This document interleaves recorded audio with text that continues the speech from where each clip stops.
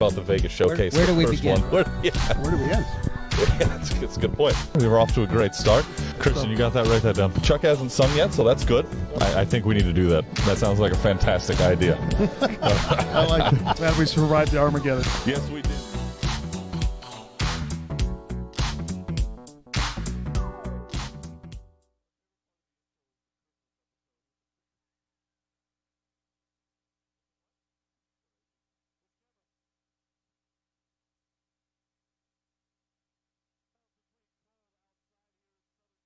Over the last few weeks, but the Anaheim Ducks High School Hockey League playoff race is just heating up. Welcome to the report card here on Facebook Live. I'm Eric Pesolano. You know my partner Chuck Lasik. Chuck, it's almost playoff time. We still got a lot of seeds that need to be settled. We'll talk about that today. We have a special guest joining us on the show as well. I think one of our big segments today, too. We've been waiting for this a while. We're going to name the first and second all ADHSHL teams. Oh, boy, was this thing hotly contested, where we had emails flying back and forth, papers flying, everybody just all ticked off, but we finally got them all down. We got the final 12 down, and I'm pretty impressed with the list. We have the voting results right here, yes. So we'll go over them a little bit later on. You should have saw the email traffic. My goodness, absolutely. Just pandemonium. It was a panel of about 14 voters that got to have their input into this. So. Most of them were wrong, but it's okay. I knew you were going to say that. It's Chuck's way or the highway. That's usually how things work. We're going to talk a little bit about play over the last couple of weeks since our last show. Last week was a bye week. Give everybody a little refreshing time before they get to these last couple of days of the regular season. The regular season ends today. That's this true. is it. That's true. We've got 15 games today in the league. A lot to be determined. A lot was determined last night. We'll go over that as well. A lot was determined last week, too. Don't forget, even though it was somewhat of a bye week, that last Wednesday game, that's top 5 material of all time. I'll tell you that right now. We'll get into that sooner or later. Just a little tease for you as well. I think coming into this weekend before the games yesterday, we had 27 games left in the regular season, so there were 12 yesterday. 32 seeds out of all 5 divisions were yet to be determined. Wow, that's that's parity. That's Pete Rozelle will be happy with that. Honestly, it's exactly what you want. You want to see teams. You don't want that breakaway team that's going to come through the playoffs and just dominate. You want good competitive hockey games. And honestly, this season we've seen it time after time. So we'll talk about that a little bit later on here in our regular season finale of the report card from 5 Point Arena here in Irvine. But first, we have a special guest joining us, and we have a special guest interviewer as well. Is that me? I'm the special guest? You're the special guest interviewer, right? Yeah, you are. You're special. So the commish, Matt Blanchard on the end, but more importantly, it's the father of high school hockey here in Southern California, Dave Paluzzi. Please. Thanks for joining us, Dave. It's good to see you again. It's been a few years. Yeah, thanks for having me. Yeah. Probably 8 years, 7 years, yeah. 6 years. It's been a while, but we're so glad you can make it today. We got a lot to talk about, especially. The first question I wanted to get out of the gate, you were the one who started this whole thing.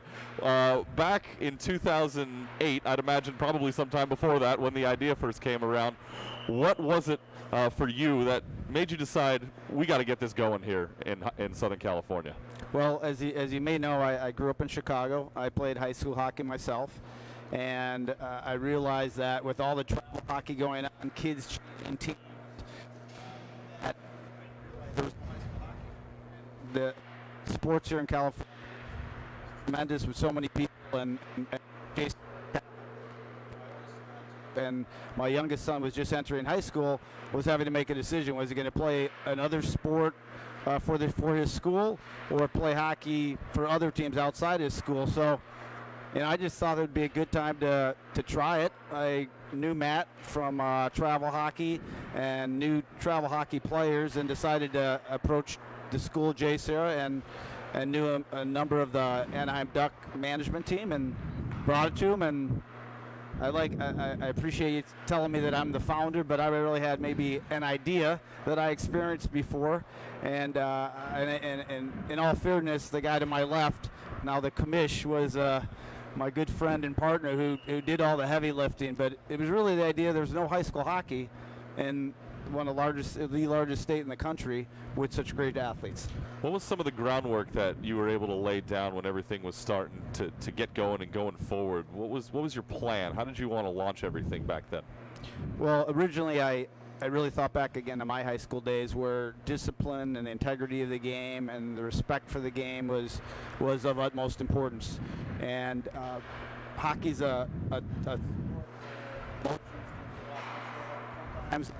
we all see it. It happens. It happens to all. I still play a little bit, and it happens to me. So I thought with especially we spent a lot of time out at most programs. So I wanted to make sure that that we had a program that had integrity, that was able to build from, and had players that wanted to stay with it. So that since we started with one team, we didn't want it to be like sometimes happens in travel hockey, where one year you're on a AA team, the next year on a AAA team from another city, then you move to the East Coast or Canada. You're able to stay with your team for hopefully 4 years. What was, I mean, I wasn't privy to the conversations that you had at J. Sarah to get it kicked off.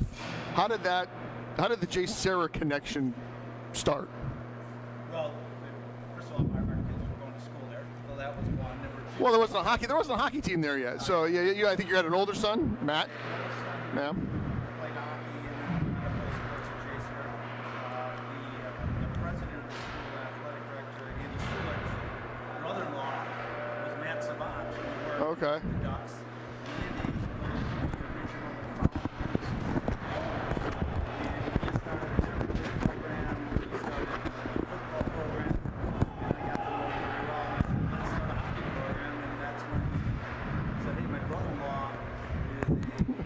Okay. Ducks, at that time maybe not an executive, but he was one of the key players there.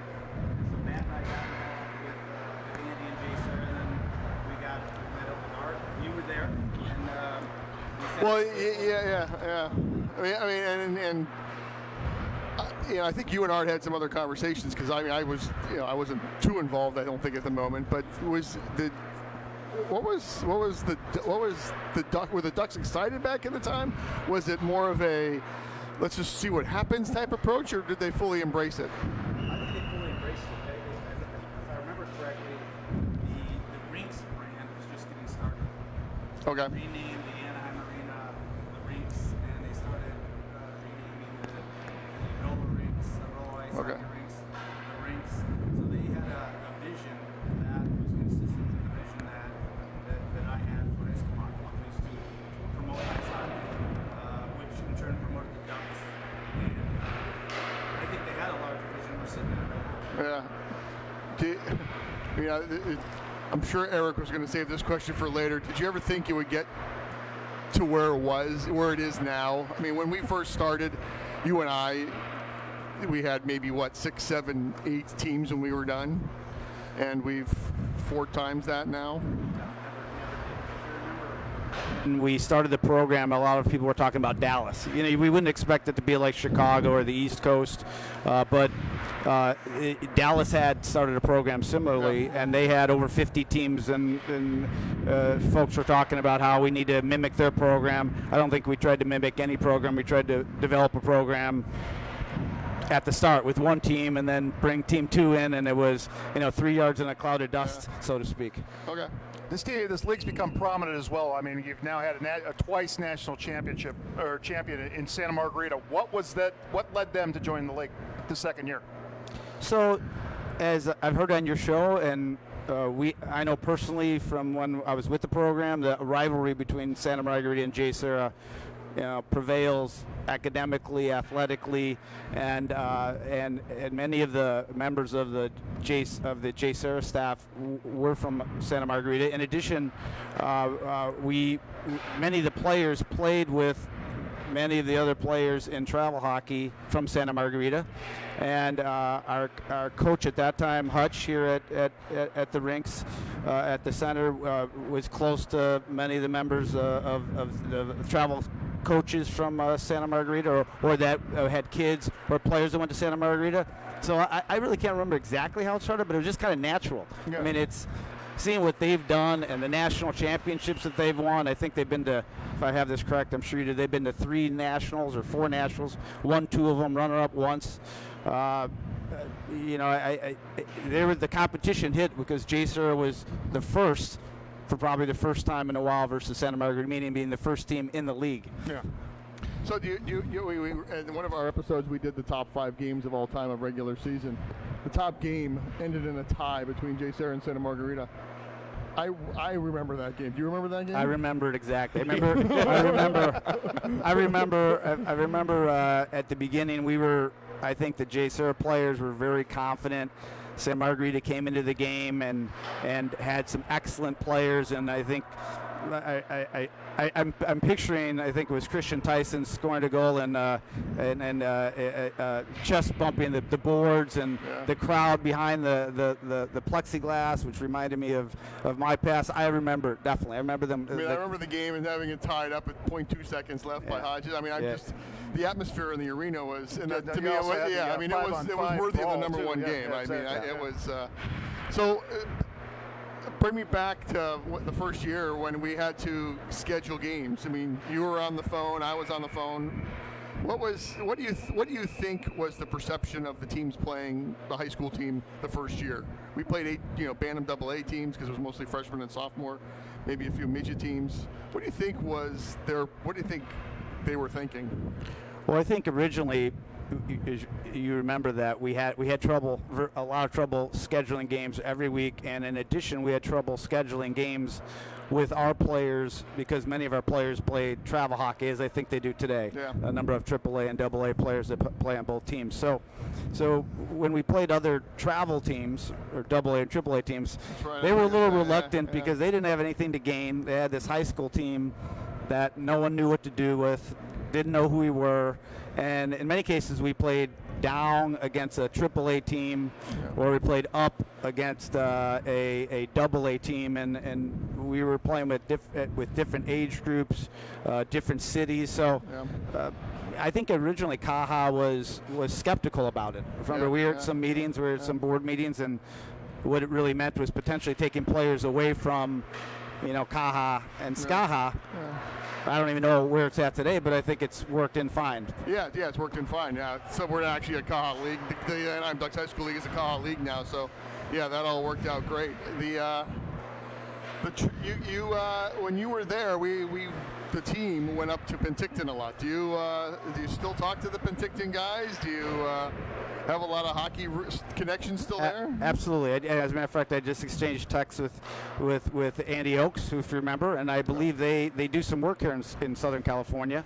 And I remembered I went there 13 years in a row with my children, and that is another program that if you remember, we tried to model the program after. It's because if you follow Penticton Hockey and Okanagan Hockey Academy, I mean, they're all about discipline. They're all about the integrity of the game and respect for their opponents.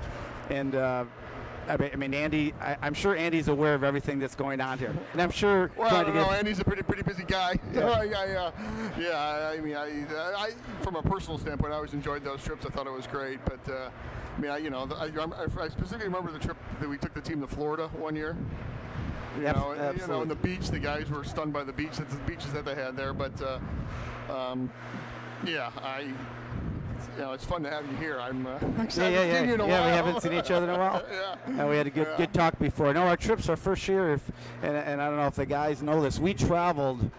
I don't know how many thousands of miles, but we were in Columbus, Ohio. Yeah. We've been to Chicago. We've been to Canada in the summer. We've been to Chicago like 4 or 5 times 1 year.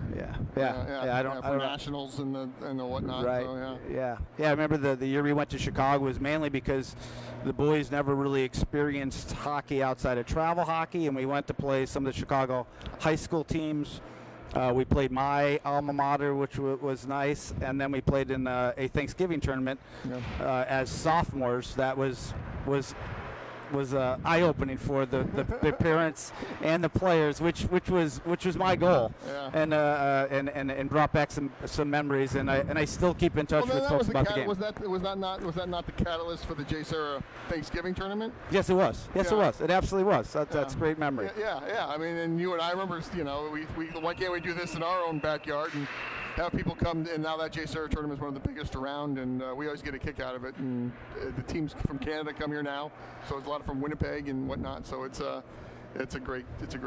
Yeah, I always remember the pushback we had on the Thanksgiving tournament. But remember, the original goal was, do we have to go away for every single holiday for hockey? Memorial Day, Labor Day, President's Day, Martin Luther King Day. So I said, let's just have Christmas off. So let's start our own Thanksgiving tournament. Yeah. Let's control it.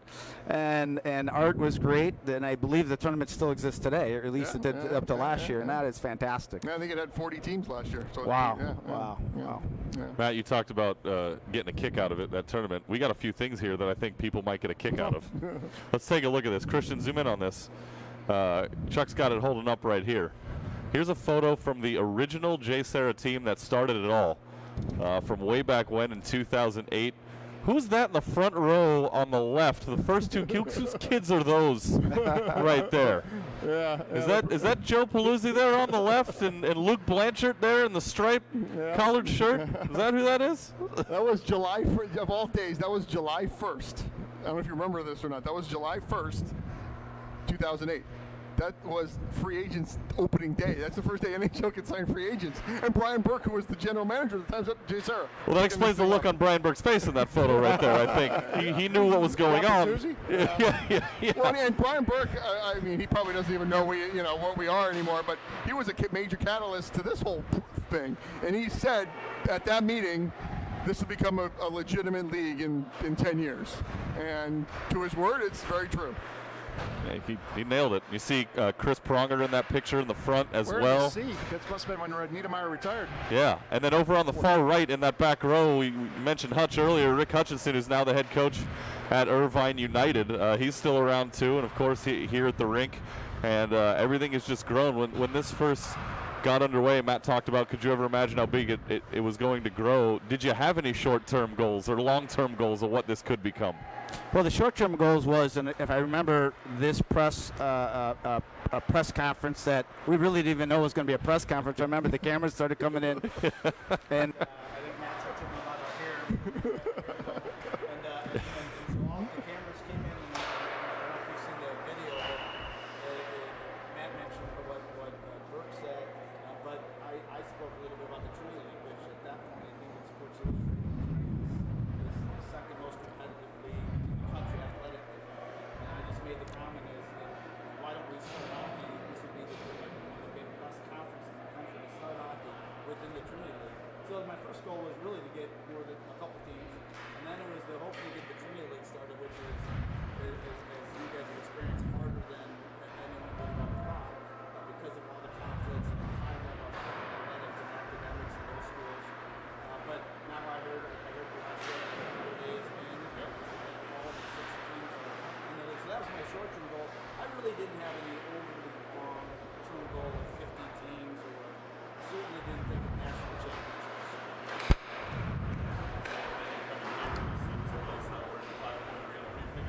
It's amazing. It's amazing. I just texted Mike Perkins because I was hoping to see him today about some of the other facilities that I was at, and it's amazing. I mean, even to see the talent that we were watching earlier today. I've had the opportunity to skate on the other rinks, so it's fantastic. And I know it's not even 80% complete, meaning all of the amenities and everything in place. So I look forward to coming to some games. I really haven't been able to see as many games as I'd like. Being here today, I appreciate it. Do you follow the league much at all? Do you? You guys, I follow the ADHSL. Right, yeah. See how our ice lines are doing and how Santa Margarita is doing, to be honest with you. I was happy to see that. So yes, I do follow the league, and I follow the different divisions and the names of the divisions, which is interesting. But I did find interesting that the first 3 teams, I think Orange Legion was number 3, right? This current season, it's Damien. The third team to join the league. Yeah. Championships, and each one of those teams, meaning the high school league championships, each of them won it twice, which is nice to know. Yeah. And then we have, of course, the teams that made it to nationals. So yeah, I do follow up, but not as much as I talked about getting to a few games. I did run into the JSOR players, and I saw their new locker about a week ago, which is pretty neat. Yeah. So I know I brought some memorabilia today. Did they give you the look like, who the heck are you? They brought the team manager walked me in, and they were music was so loud. It was just pounding. Everyone looked at me like, I quickly got out because I had some of my gear on. But it's tremendous. And I have to get some of the things that we collected into that locker room. No, you're great. I mean, on a personal note, before I let you go, how are Matt and Joey and Bennett and? Okay, good. Yeah. Oh, good. Yeah.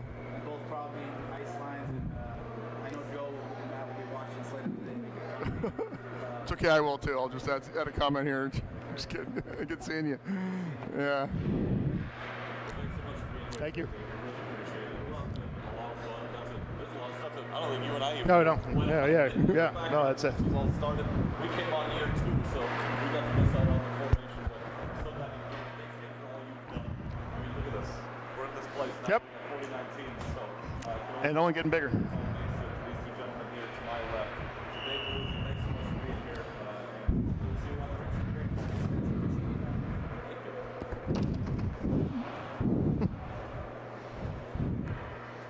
You done?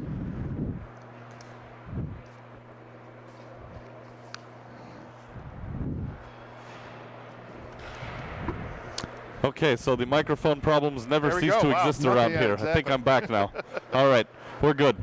Matt Blanchard's going to join us at the table here in a minute, Chuck. But how about that from Dave Paluzzi? Yeah, I know, my goodness. I listened to a lot of interesting stuff and how the league was formed and, how it's developed. And, it's good to see that someone's watching and listening to us, too. So that's even better. It's interesting to see. And, it has to just be a personal great feeling of satisfaction, and you start off this team with just one, and to see how it's built up, and the train just keeps on moving. So it's awesome to see, and I was glad to have him. Very interesting stories.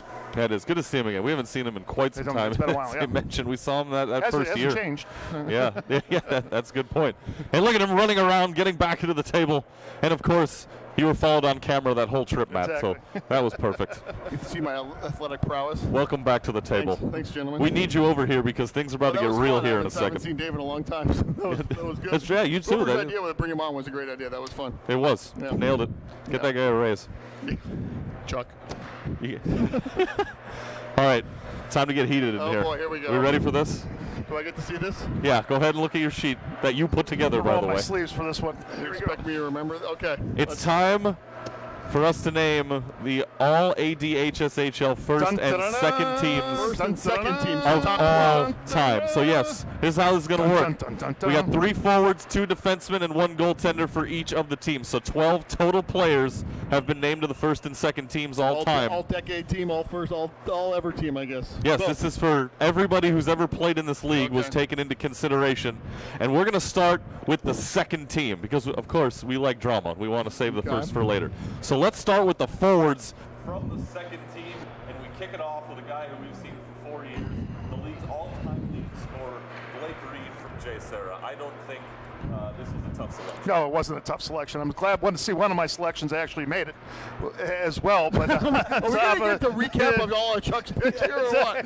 No, but I mean, you want to talk about dominant force. Blake Reed was a dominant force ever since he stepped on this ice right here. Here we see him right here, in just an unstoppable force, even as a freshman coming up through his sensational sophomore season, and then the junior season. This year he's taken over as well. Just an absolutely outstanding talent. I mean, I've seen Blake Reed yet. yeah. I mean, I would echo that. He's a solid. I mean, the one play right there where he flips the puck to himself. I mean, that's pretty spectacular. And the second team is fantastic. And that's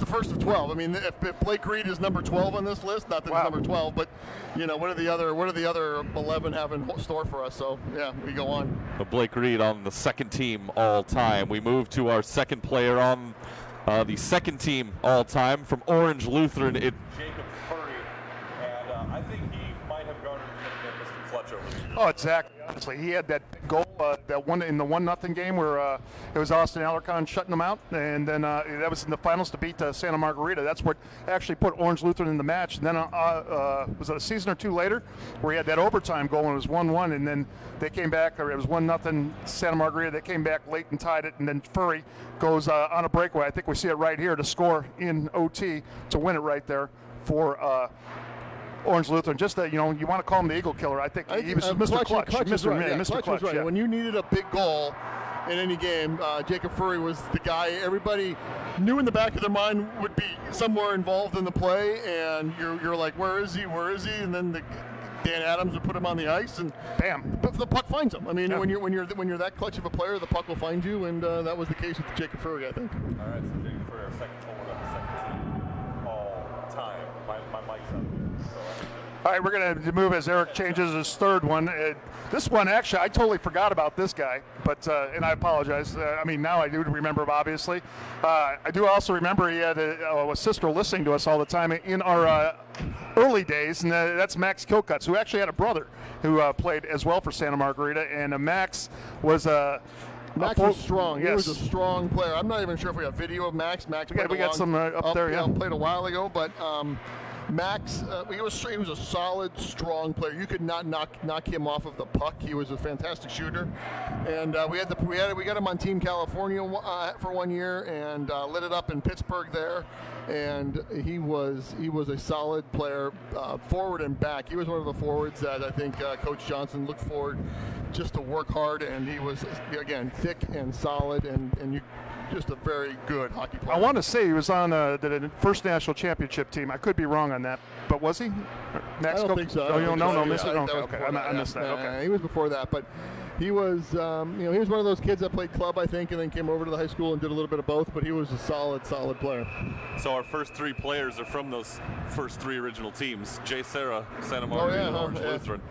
So those are your forwards for the second team all time. Let's move to defensemen, and I know he's one of all our favorites here, Parker Dietz from Orange Lutheran, making it second team all time. Yeah, what else can you? This is the guy that basically stirred the drink next to with Furry at the time, and basically led to that turnaround for Orange Lutheran. Orange Lutheran kind of was the doormat when they first came in the league, but as you watch these kids grow, and I think Dietz was a big part of that right there, and led the resurgence of Orange Lutheran and turned them into the Division I champions that they eventually became. I think 2 seasons in a row. I think you're spot on. This play here was in a playoff game where a penalty shot with the barn was packed. It was crazy, and it was an epic game. But Parker Dietz was a strong skater. He was a good skater and a puck possession defenseman, and moving the puck and how can you? We're talking about the top 12 players, so they're all really good. Exactly. Yeah. All right, so Parker Dietz, our first defenseman for the second team all time. Let's rewind the clock a little bit once again. We'll go to Jay Serra one more time. Mason Pilkington is on the second team all time.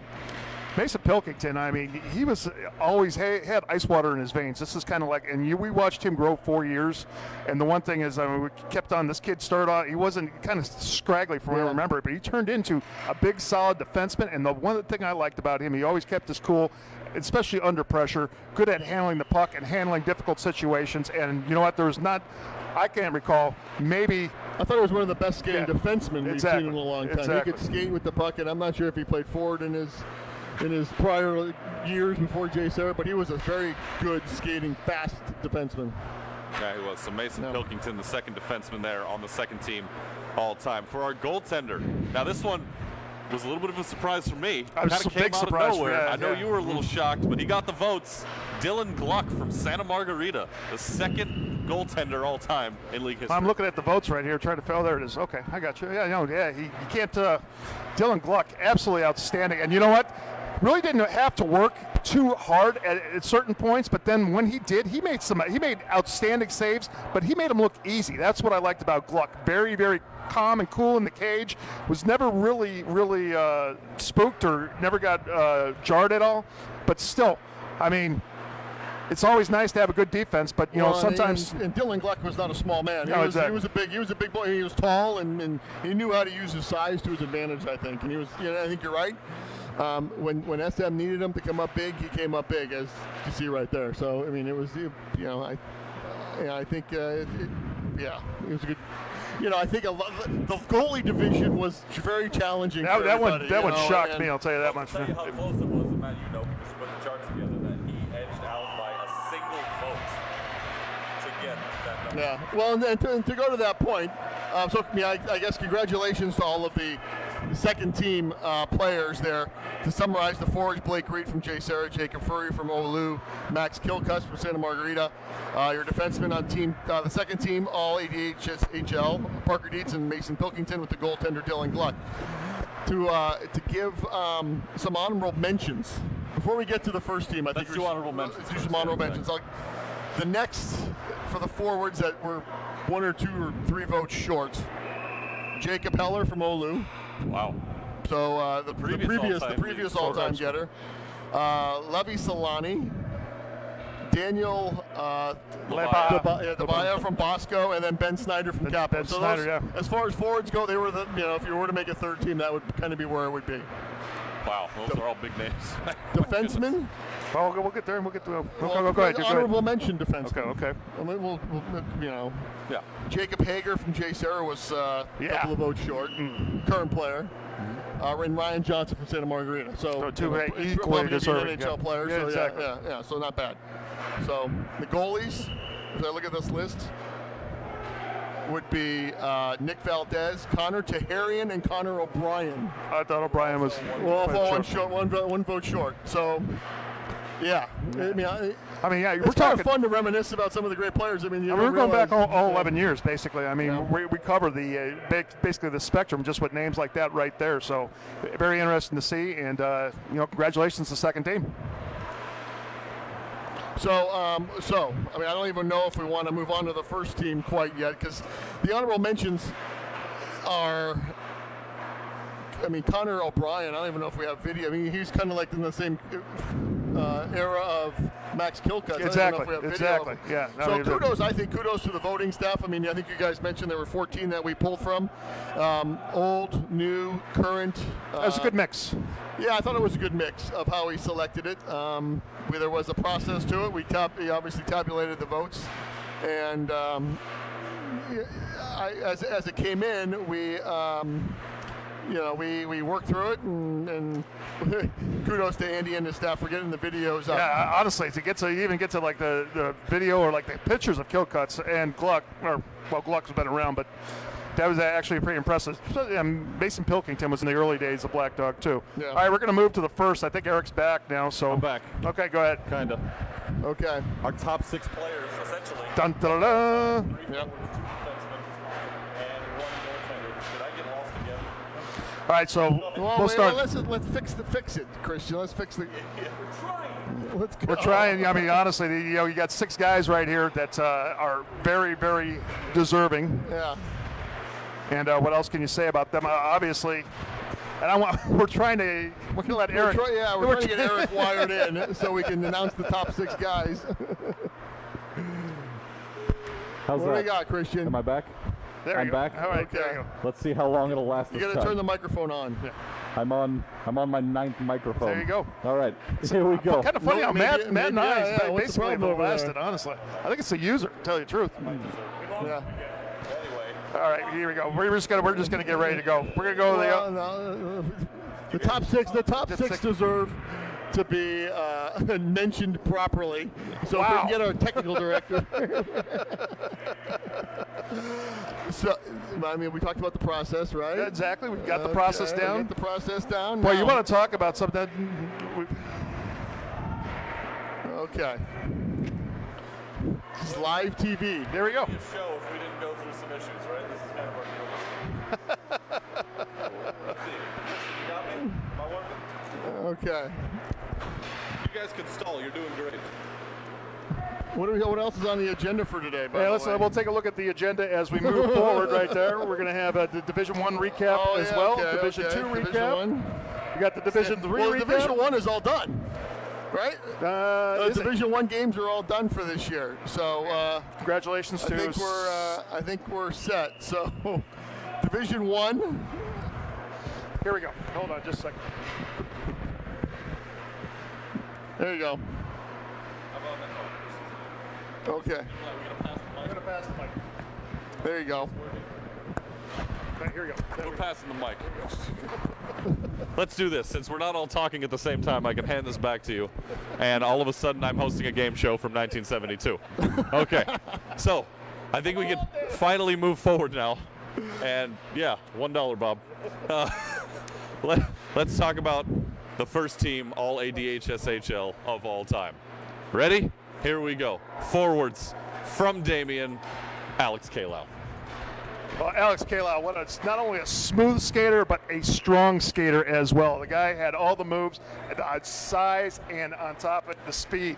I mean, there is not an instant of the game where he could not take over. Even when Damien was down, Alex Kalow would just take the puck, put the puck on his stick, and often the game would be on his stick, and he would convert. He's one guy that could single-handedly control the game back in the day. I think he was the #1 vote getter, if I remember right. Yep, he was the #1 vote getter. Wow! So Congratulations. he was for forwards, and to watch him play, he was strong, fast, could shoot the puck. And moved on to I think he's playing at Lindenwood now, and so he's playing Lindenwood Division I club hockey, and he's doing very well there. I know that's because that's in St. Louis, so we go out there for Team California. He actually took us around Lindenwood, so he's a great guy. He took out Team California, and it was a solid player. So, all right, we're gonna move to the second one right now. Okay, so we had Alex Kalow. We make do with what we got. Number two on the list from Santa Margarita, it's Brian Desmond. Well, Brian Desmond, my goodness. Now, he was part of the national championship team. I almost. Am I going to get anything? Probably. I want to say, but probably may have been. Yeah. When he played, he was just dominant. I want to say he could snipe a corner like there was no Oh, tomorrow. gosh, he picked corners. Yeah, he was. I think he was probably the best shooter we had in the league. Definitely. Yeah. If we had the accuracy, we didn't have that accuracy during the All-Star game where he was in, but man, that guy would have won it hands down. If he got the blindfolded, if he got the puck anywhere in the slot, it was a goal. I mean, exactly. I think today's equivalent may be Blake Reed, something like that. Exactly. But Brian Desmond was the original sniper in the league, where he could pick a corner and move on. So he and great kid, great family. I mean, it's great to see that. All right, Brian Desmond, number 2 all-time there among forwards. And then our final forward on that all-time first team list, we switch it on over to Orange Lutheran. Riley Kramer gets the nod as our final forward on the top team of all time. My gosh, Riley, I mean, it just shows you how stacked that Orange Lou team was at the time. I mean, you had Kramer, you had Furry, and you had, actually, I should go backwards. You had Furry, you had Parker Dietz, and then you had Kramer right there. And Kramer was just Kramer was built. Yeah, he was. He was thick. He was solid. And he had a little bit of a mean streak. Yeah, you're right. He wasn't afraid to mix it up. He wasn't afraid to get physical because he could. Yeah, exactly. He was strong. He could shoot. I don't think he could shoot obviously as good as, in my opinion, Brian Desmond, but he was a solid skater, fast skater. Lot of opportunity. Again, we had him on Team California there as well, but within the league, he just controlled plays. He could. I think he even played defense when they needed to, and stuck back. Defense, grabbed the puck, skated up, not being afraid to get involved physically, but shoot. And and if I remember, he had a great slap shot. So exactly. Yeah. As most goal scorers do. So. Yeah. So we, he was top three forwards: Kalow, Desmond, and Kramer. To me, that's a heck of an offensive line. Exactly. My goodness. Yeah, forwards. I mean, that would be a pretty legitimate forward line. Hey, welcome back. I'm back, kind of. You can keep that now. I think. Are we good, Christian? Come on We're good. down. He has no idea. He has no Okay. idea. So hopefully this is fine. Anyway, let's move on to defensemen. Our top 2 defensemen of all time, and I think these two might have been. Let me look at these votes real quick, because I get the feeling that these probably weren't all that close. Oh, it was closer than I thought it would be, but still really not that close. You would buy a couple of votes with only 14 people. Yep. Exactly.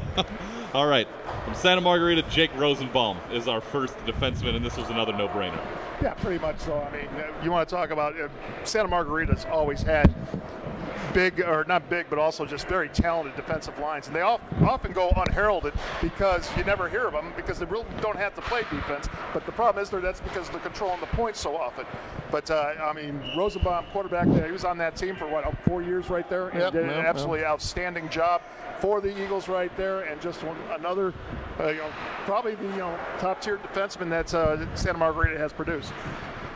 He was a quietly powerful player. I mean, if you needed him to show up, he would be there. But you didn't need to call his name because he was doing his job, and he was solid. And I think he helped out Dylan Gluck a lot, and he helped each other out. Yeah, exactly. So Jake Rosenbaum, our first defenseman on the first team all time. And our second defenseman and the final defenseman on the all ADHSHL first team, I'm going to let him go ahead and say it. Yeah, you know what? Everybody should probably know this. Probably one of my most favorite players in this league, and that's Kyle Mayhew. I remember watching Kyle Mayhew at Corona Narcos saying, how is this guy going to play hockey, especially at defense? But I'll tell you what, there is not more of a fundamentally sound defenseman that I have ever seen. This kid did everything right, taking on the big guys. I mean, he would be taking on Silverstein, guys that's tall as Joe Silverstein, and take the puck away and then outmaneuver him as well. Not only could he skate, but he also scored. And you know what? He didn't really show up, but he would never back down. He had a little bit of a mean streak in him as well. And you know what? After Corona Narco, he moved over to Villa Park and actually won a championship with them as well. So, and he's a character. I mean, off the ice, he's a character. He loved to be on the radio and the show with you guys. I remember that. He would come up to me after games saying, "Hey, when can I get on the air?" And I'm like, "Okay, well, And Chuck would say, "Come anytime you want." So he's a great kid. Right. I mean, small in stature but big on the ice. Really is the way he played. Absolutely. Kyle Mayhew, the other defenseman on that all ADHSHL first team. And the final player selected out of our top 12 all time, and this was our top goaltender in league history, another player who played for two different schools, and that's Landon Pavlison from Servite and J. Sarah. I remember the first time we saw Pavlison, that was on a Super Bowl Sunday. Remember? That's right. We saw him on a Super Bowl Sunday, and I was in awe how big this kid was. The kid was just huge, and he actually helped Servite, who was kind of a struggling team at that time. I believe Ty Bellerman or something like that during that game. But his goaltending antics, I wouldn't say antics, his goaltending prowess was absolutely outstanding. Great butterfly position goalie. And on top of it, he just had that long legs and was even quicker with the glove. Just absolutely outstanding goaltender. Well deserving of the number one nod. Yeah, I mean, he was solid. I mean, he was when he battled Dylan Gluck. I mean, I think they were at the same time. So that leads more to the mother of all battles. They always had great players, great goaltending, and it still is evident today. But back in the day, 4 or 5 years ago, when they were playing, it was. They were solid goaltending, and there was the ebbs and flows of the league are goal scoring and then goaltending and goal scoring and goaltending, and this was an era where goaltending was great. Raiders supreme. Yeah, and he was a very good goaltender. I mean, I thought there were a few games where he had like 40 saves and 50 saves that are probably in the record book, and they were just fantastic games. And Servite didn't have the greatest defense of all time when he was around, and he was needed to make 40 or 50. Just to make sure they got out of there with a W. So there you go, the all ADHSHL first team. Take a look at the recap. Alex Kalow, Brian Desmond, Riley Kramer there along the top are the forwards. Jake Rosenbaum and Kyle Mayhew, the defenseman. Landon Pavlison, the goaltender. Gentlemen, any issues with the list? No, I mean, it's a full list. I'm pretty impressed with everything. I really don't have anyone that you could sit there and say they don't belong on this list. I mean, it just shows you how tough it was and the talent that this league shows, that we had all these players on this list and we had to sit there and just nullify them down to 12. And that was, I think, the toughest thing. But well deserving, all 12 players, and congratulations for being our first all-decade team. I would agree. I mean, from a league perspective, I have no issues. It is what it is. The voting I mean, again, I thought we had a well-diverse group of voters. Yeah. And they all took the time to research it. I mean, you were right. When you say there were emails flying back and forth, there were emails about, I need a day to research this. You guys need to have a whole forum talk about this stuff, which is great. I mean, people love it. So I think it was. Thanks for doing it. I think it was right. Yeah. No, I mean, kudos to the committee, and it was a great well thought out and well it was fun to do. committee. Yeah. You talked about the emails being exchanged. I think we got some ideas for shows going down the road here. Yeah. We got a lot of content that we can put into play here coming down the road.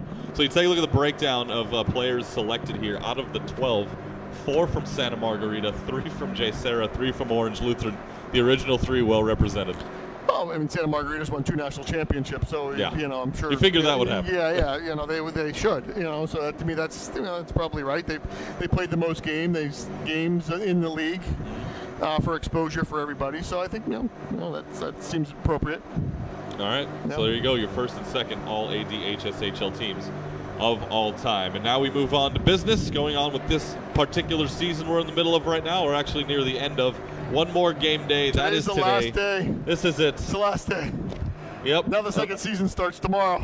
Chuck, our 10th regular season concludes today. How about that? Unbelievable. Who would have thought? Yeah, that's a valid question. Who would have thought? Who would have thought? Try That's your true. 11th season. What's that? It's your 11th. It's your 11th. Our 10th. The Our end of 10th. your 11th regular season. That's a good point. No. So we've got still a lot to be determined here today, but not in Division 1. Division 1 is set, so we'll start with that. Let's rewind back to February 9th. We'll go over the games from that day. J. Sarah beat St. Mary's 3-0. Blake Reed had a goal in that one. Jack Ferletic got himself a shutout. Stopped all 18 in the victory.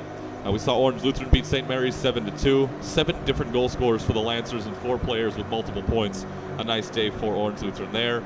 And then a great one between Pacific Ridge and Santa Margarita. Firebirds win it 6-5 over the Eagles. William Schneider had a couple of goals and an assist. Win it by half a second. Yeah, Wow. yeah, literally. Boy. William Schneider got Player of the Week for his efforts, too, in that one. That had to be a game, too. Too bad we weren't down there to see that one. Santa Margarita was pressuring the net. The horn blows and the puck goes in the net to tie the game. Wow. Would have tied the game. Oh, that explains why we did Yes. all that. Yeah. So there was a lot of Yes. Woo. Yeah, that was A lot of video checking on that one, but yeah, it was the correct call.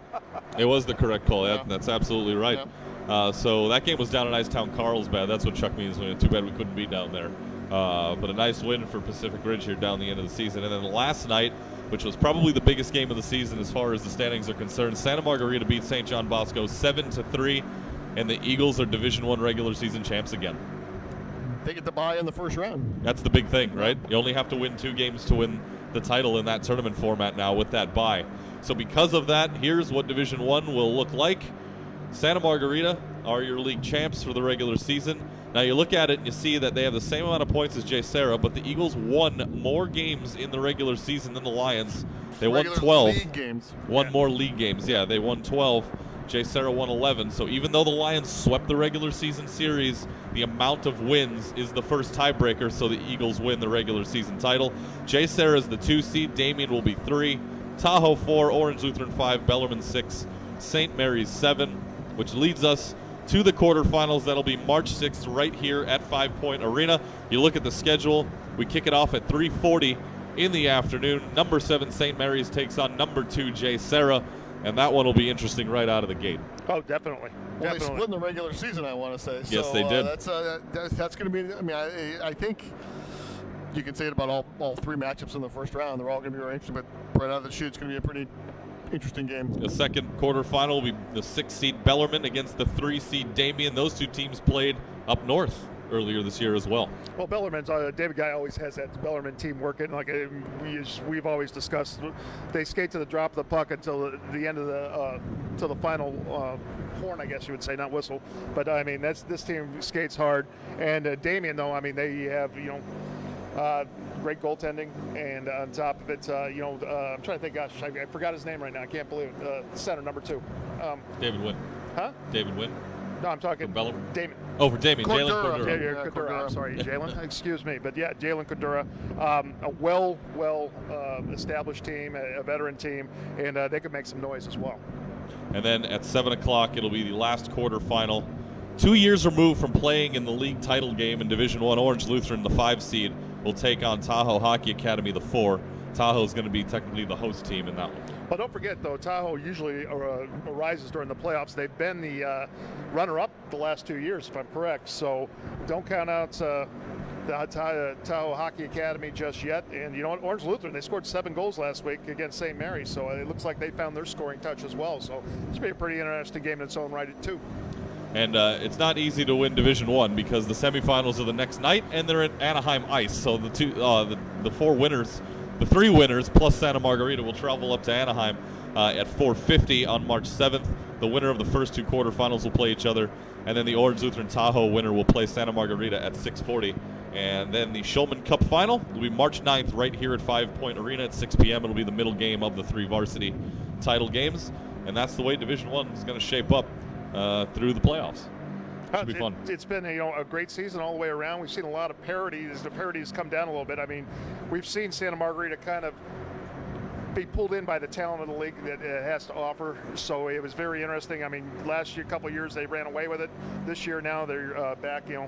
Had to fight Jay Sarah all the tooth and nail. I mean, they've lost to a couple of D2 teams as well. So it's very interesting to see. And it's going to be a free-for-all for Division One. So we move on now to Division Two. You want to talk about a free-for-all? Let's talk. Yeah. Let's go back to the 13th of this month. My goodness. And what Chuck thinks may have, had we had the top 5 games list later on in the year, this game may have made it. This would have made. Yeah, I think this would have made the top 5. Oh, I think it would have. Pacific Ridge over Capistrano United, 3-2 in a shootout. Alec Cadju had the game-tying goal with 12 seconds left. Zach Lane had a couple of goals for Capistrano United. I was going absolutely nuts on both sides. Honestly, I thought I have never seen such an intense game. No one played bad. Everybody, everybody, very high level. It was very high level of hockey. Everybody skating hard, working hard to the puck. No, there was not one uncontested battle in the corners when it came to pucks. You could tell that every single player on that ice wanted this game, and unfortunately for Pacific Ridge, I don't think ever led in the game. No, they didn't. No, they didn't. It's one of those you led for 0 seconds and got the win. Exactly. And you had that game-tying goal by Kaju with 12 seconds left. Yep. You would have thought, honestly, somebody won the Stanley Cup. No, there's a lot of people in the crowd. I mean, it was a great atmosphere. Yeah, and Rink 1 of all things. So it was. We played way over there. It was great. All the way to the west side. I was forced after that game. Played curling. Played on the curling rink. Oh, that's right. Yeah. So 4 meetings between these two teams this year. 3 of them counted in the regular season standings, and 1 was an exhibition game. Pacific Ridge won all 4 of them. Well, you know what? I think one thing that they're going to play each other in the state. They play each other in the Caja State Championships coming up next weekend. They could meet in the final. Could meet in the finals. Yeah. Of that, who knows? Well, they'll get their taste full of each other in the next month or so. It would be great. Some great for us too. To tell the truth, honestly. We'll talk about the standings in Division 2 here in just a moment, but there were 3 other games that took place, and they were all Vegas games. Vegas Gray played Vegas White, an essential 3-game set in their 3 meetings this year. They were all at Sobe Ice Arena out in the desert, out in Las Vegas, and Vegas Gray won all 3 of them, 10-2 on February 13th, 7-2 on the 20th, and 6-5 in a close one on the 21st, just a couple of days ago. Yeah, barn burner on Thursday night. It was Vegas Gray had the lead. Vegas White came back to tie it, then scored a goal. Vegas Gray did to win it with 1.5 minutes left. Yeah. So great game. Ian Williams, a couple of goals in each of the last 2 meetings that they played against each other here coming down the stretch. And Vegas Gray needed all 3 of these wins to try to get as high up on that ladder as they could for the standings in Division 2. And let's take a look at those right now. Pacific Ridge, Capistrano United deadlocked at 36 points apiece here coming down to the end of the season. All the Firebirds have to do is win in regulation today, and they win Division 2 for the regular season. If they don't, and Capistrano United wins in regulation, it'll be the Coyotes who take the #1 seed into the playoffs. Pacific Ridge has St. John Bosco later today. Capistrano United has La Jolla Country Day. And things get even more interesting because if Capistrano United and Pacific Ridge both win in regulation, Vegas Gray is going to be the 3 seed. Wow. And those youngins get the highest possible. I mean, to get the 3 seed after everything that's gone on this year with that team, they fought all the way back. We know they're scrappy. They're the youngest team in the division. They could go in as the 3. It's unbelievable. And it just shows, the coaching and the way they've stuck with this team. The coaches have stuck with this team from the beginning. They keep on telling us we're right there, we're right there, we're right there. And you know what? They're starting to click right at that right time. And they could be a force in these Division 2. Yeah. The dark horse right here. Well, I'm not a proposition, but there's a possibility where Vegas Gray could play Vegas White in the first round of the playoffs. Yeah. Obviously, we're not going to make them both travel out. So, Chuck, I need coverage in Las Vegas. You know me. The tables love me. I would need somebody to go there, Chuck. Anybody want to volunteer, Chuck? You're not throwing any hints out there, are you, Chuck? Pardon me. So right now, Pacific Ridge number You get your 1, oil change for Capo that, right? number 2. I'm gonna pay $1,200 for my 120,000 mile check. So we'll see. I mean, to me, this is from a league perspective. Today is a great day. This is fun. I mean, people are going to be like March watching Madness, games isn't it? and watching the website, and God, I hope it works. And it's great. It's great. Yeah. 50 February? I don't know. Yeah. We'll see. Last game. 15 games today on the schedule between Frantic all February. divisions. Frantic February. Frantic February. And they Frantic all mean February. something. I mean, the seating, we set the brackets will be theoretically done tonight, but we're going to, from a league perspective, we'll get them done tomorrow and get them out tomorrow. But man, it's going to be a long night for us. Yes, it will be. Yeah. All right, so Division 2, one more time. Pacific Ridge currently first, Capistrano United currently second, Vegas Gray is third, La Jolla Country Day fourth. St. John Bosco is locked into the 5 seed now, and Vegas White is locked into the 6 seed. And like Matt said, Vegas Gray can play Vegas White, and that game will take place out in the desert if they play each other. And it's a very real possibility at this point. Capistrano United, La Jolla Country Day will play at 6:20 tonight on the Olympic rink here at Great Park Ice. And at 6:30, just 10 minutes later, they'll drop the puck at Anaheim Ice on the NHL rink between St. John Bosco and Pacific Ridge. I believe the La Jolla Capo game we'll have on Black Dog hockey later on tonight, so you can tune in for that one. It'll be a big one. So we look at the postseason now. March 3rd, the quarterfinals begin. Well, this is still to be. There's a lot to be determined. This may change. This schedule may change. It could change. Yeah. St. John Bosco is the number 5 seed. That game currently slated for 8 a.m. on the 3rd. They will play either La Jolla Country Day or Vegas Gray. So we'll have to wait and see how that will shape up. The 9:45 a.m. game is the one that may or may not be here in Southern California. Yeah, exactly. But we know Vegas White will play either La Jolla Country Day or Vegas Gray in that second game, be it out here or be it out in Vegas. The semifinals in two different sheets of ice over at Anaheim Ice on March the 8th at 6:40. The winner of that 5-4 game will play Pacific Ridge or Capo, whoever finishes number 1. And then the number 2 seed will play the winner of that 3-6 matchup at 8:40 on the Olympic side. So 2 different sheets of ice for those semifinals and the H&S Ventures Cup final right here at 5 Point Arena at 8 p.m., our nightcap here in this building. We switched up the schedule on the championship games. Yes, we did. Noticed. I didn't think it'd be I'm getting all kinds of. Why is Division 1 in the middle? Well, especially our techno-oops, I'm not going to say anything. Well, so why is that then? Well, we feel it's a better schedule. We feel the value of entertainment is better than that schedule. So the game, Division 3, Division 1 is going to be the masterpiece in the middle with the big, and I think Division 2 is going to be the most attended game. I think, bigger fan bases for the district teams, and we'll fill it up all night long. It's going to be a fun Saturday here at 5 Point Arena. Well, I think we'll touch on it earlier. You guys are going to do something special that afternoon. Oh, is there something coming on the 9th, maybe? Is there a championship game edition of the report card? Yeah. Oh, wow. Breaking news live here on the report card. We've got one more show for you typewriter going before the season ends. You thought this would be the last one. You thought you'd heard The Last of Us. Thank God they're done. Actually, Where two were you, more, Ron? actually. 2 more, yeah. Well, 2 more, but the other one's after the season is over. This one will be People on don't have to watch that one. the championship day edition of the report card here from 5 Point Arena. Which I think is going to be interesting. We've never done that before. You guys have No. done it. I think it's going to be great. We're going to break down all 3 Hopefully, matchups. I want you guys. People won't have to listen to me. Andy will be in town. Yeah, he will We'll be. get him on here. We'll get him back here. And Iceman will be back. Iceman will be back. Yeah. Hopefully Christian can get the microphones working. We should have a red carpet walking in. We should have a red carpet walking in. Think we should purchase a red carpet? A red carpet walking in.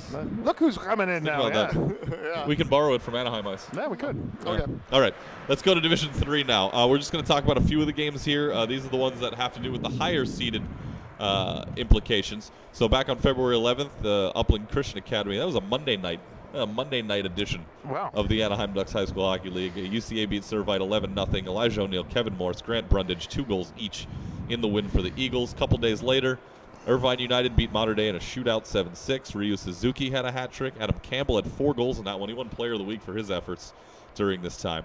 Poway beat UCA 7-4. A couple of goals each for Alex Payne and Elias Aguilar. On the 20th, Edison beat Poway 7-3, a hat trick for Stephen Bedard. Elijah O'Neill came back with a goal and assist in a win for UCA over Placentia Orba-Linda. And then last night, 4 games that mattered. Corona Norco beat Poway 6-2, and this is one thing I wanted to talk about, the scoring for Corona Norco. We bring it up just about every week now. They only had 6 goals? Donovan Gutierrez had 4 of those 6. Oh, my goodness, wow. If there was an MVP in Division III, it could be any one of those Stingrays who keeps scoring. No, exactly. My goodness. Not put enough pucks on the ice for him, to tell you the truth. Central Cathedral beat Santa Margarita 7-1. Seamus Radley had a hat trick. Edison beat Villa Park 6-4. Nick Kiatos, a couple of goals in that one. Austin Jones had a goal and 3 assists. And then UCA and Irvine United played a great one last night. The Eagles won 3-2 in overtime. Jonathan Abeda had the game-winning goal, 2:49 into overtime. That one ran late here at Great Park Ice. yeah. What a fun one to wrap up the Friday night. All right, let's look at the standings now in Division III. We start with the Catella Conference. Corona Norco 12-1-1 with 37 points. Villa Park 11-1-1 with 33 points. And it looks like here that the Spartans have 2 games left. Corona Norco has just 1. So there's, it's the last day. So there is a chance Villa Park can take that 1 spot away, but they need some help from Corona Norco's opponent. What's that? They played Beckman. They played Beckman, yeah, exactly. Bishop Amat 9-5 there, 26 points there in 3rd. We switch over now to the Douglas Conference. You look at the top. Edison's got 37 points. Their regular season is complete. Central Cathedral has 1 game left with 33 points. The Chargers have won the Douglas Conference regular season title. They'll go in as the number 1 seed in that conference. Poway is 9-4 with 27 points. Beckman 8-5-1 with 24, but they have a matchup with Corona Norco later. As mentioned, you look at the schedule. Central Cathedral Villa Park at 11:10. That game over at the NHL rink at Anaheim Ice later today. Poway North County at 12:30 down in Escondido with the Isoplex. And that Beckman Corona Norco game at 6:40 tonight on the rink right next to us, just to our west, NHL 3 at 6:40. The playoffs for Division 3, they begin March 1st. They'll play games the 1st, 2nd, 4th, 5th, 7th, and all culminating in the Commissioner's Cup final at 4 o'clock on March 9th here at 5 Point Arena. And on Black Dog. And on Black Dog Hockey. All the championship games will be. After the report card. Yep. After the report card. That'll be our first game coming out of the show. I will say as a reminder to all fans that for varsity playoff games, there's a $5 gate fee. Yep. So there's an entrance fee of the varsity playoff games. So that to look forward to. Yeah, there you go. We'll have the JV championship games also on Black Dog Hockey. Those will be on March 8th, the Friday night before. We split the days up this year for the title games. Yeah, we did, and as it plays out, March 8th is also the Division 3 semifinal games, I believe. Yeah. In Anaheim. In Anaheim. They'll be going on simultaneously. 2 crews. Is that what you guys have? Yeah. Because I know I'm here, then I got to boogie up to Anaheim to cover those last 2 games. So. I think we're going to have 2 crews for those games. Okay.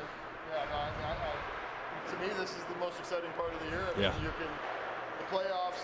Playoffs. In intensity. The seasons can end in 1 day. So to me, it's a noticeable change from regular season to playoffs. I think on Black Dog Hockey, we're going to have somewhere around 14 playoff games that are covered. We'll have all of Division 1 postseason here on Black Dog Hockey, all of the semifinals for all the varsity divisions, and all the championship games as well. So we got a lot to cover here. Yeah, we do. And now another edition of the report card. Yeah, no coming kidding. up in a few weeks. Wow. I think from a league perspective, we have tomorrow off, which will be making the brackets will be finalized. Monday off, and then it's Saturday. And then the chaos begins. The JV playoffs start on the 26th. Yeah, there's 1 game on the 26th. Let's do on the 27th, and we just go in earnest from there. So we've got our coverage set for who's going to be where, and except Division 2, I think throws a big monkey wrench into the plan. Into our plan, but we adapt, and if Chuck needs to go to Vegas to watch the game, we'll send him out there. At the worst, if Vegas plays Vegas, we open up an ice slot over here. Well, that's the thing. At the worst. Some of it would get rearranged for better ice times for certain games. So people are going to ask me today, how does this play out? Where do I play? Where's the team going to play? And the answer is going to be, I don't know. Watch the report card, and you'll find out. Yeah, well, you'll get your brackets tomorrow, so there's a lot of unknowns still out there. Those brackets going to be found on social media, I'd imagine? After they get released to the website, they'll be on Right. the league website first. Well, So I would suggest people check out the league website. And simultaneously go out to every mass media, social media network you guys magically do. there you go. So go to ADHSHL.com tomorrow night. Find out where your team is playing as we head to the postseason here in the Anaheim Ducks High School Hockey League. That's it for the report card. I think this is the longest show we've ever done, and it's been a lot of fun. We had the all-time ADHSHL teams. Dave Paluzzi was here with us. Want to thank him for his time. They're all. Can we get these? Can we get these on camera? Christian's refusing. He doesn't want to do it. Look at these. These are all the microphones that I went through trying to get everything to work, and we'll figure it out for the next one, hopefully. This is why I have this thing around my neck. This is fun. Special thanks, as always, to Andy Dickerson of Black Dog Hockey, to Art Trottier, the Anaheim Ducks, to our commissioner, Matt Blanchard, got to sit in with us here today. Of course, our cameraman, technical director, who has the most stressful job in this building, Christian Ilton. At least we got him going eventually. Yes. He does. He keeps his cool. He keeps his composure. He loves the chaos. Embraces the chaos. You know what? Step up. He wasn't on the ground. He wasn't doing He the, wasn't? He wasn't. He He wasn't? wasn't doing the Marine. Yes, he was. He was down here. See, he was so. He was so. What do you call You it? missed that? Stealth. You were so stealth. We didn't even notice. See, that's. I owe him a dinner. Oh, great! There, There it you comes. go. There it comes. There. Twinkle Toes Ilton, There getting the you job go. done, rolling around Twinkle incognito. elbows. What are you talking Twinkle about? Elbows. There, he's sitting there just doing that. Come on. For the commission. Aaron's better half likes the way he dances, too. So. Oh boy! Ooh. Can we get video of that, please? Well, hey, please. stay please, tuned to the please. next I the know, report yes. card. Oh, Sarah, please. None of our mics will work. Well, then. Yeah. For the commissioner, Matt Blanchard, the Laser Chuck Lasik, I'm Eric Castellano saying so long from 5 Point Arena in Irvine, California. This has been the report card on Facebook Live. We're getting ready for the playoffs, everybody. We'll see you next week. Bye-bye.